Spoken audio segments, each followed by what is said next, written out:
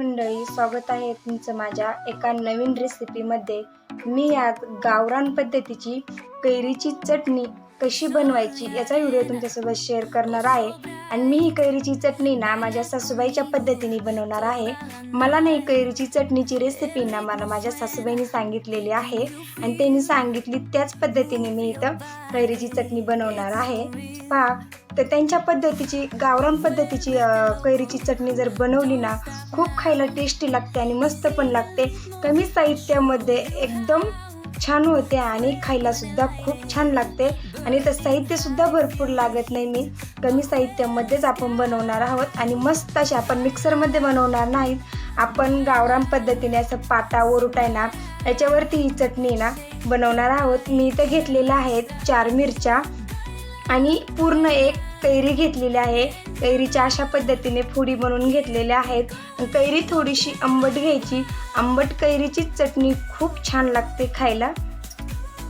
आणि इथं अर्धा चमचा मीठ घेतलेला आहे, मीठ आपल्या चवीपुरतं घ्यायचं।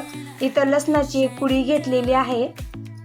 अशा पद्धतीने मी इथे साहित्य घेतलेलं आहे। पाटा आणि वरुटा छान असा स्वच्छ पाण्याने मी पुसून घेतलेला आहे। आपल्याला पूर्णपणे असा कोरडा करून घ्यायचा आहे, ओलसर ठेवायचा नाही।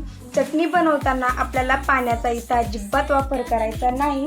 चला तर मग वेळ न घालवता व्हिडिओला सुरुवात करूया। अगोदर आपल्याला ही कैरी चिरून घेतलेली आहे ना, ही अगोदर आपल्याला पाट्यावरती टाकून घ्यायची। चटणी ना आपल्याला ही अशी वाटून नाही घ्यायची, वरुटने ना अशा पद्धतीने आपल्याला चिचून घ्यायची।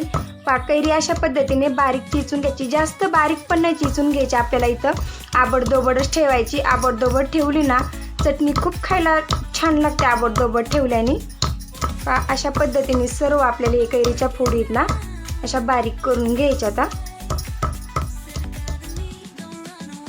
अशा पद्धतीने कैरीना चिचून घेतलेले आहे। आता त्याच्यामध्ये आपल्याला टाकून घ्यायचं लसूण आणि मीठ, हे सुद्धा त्या कैरीमध्ये छान असं बारीक चिचून घ्यायचं आपल्याला, छान मिक्स होईपर्यंत अशा पद्धतीने।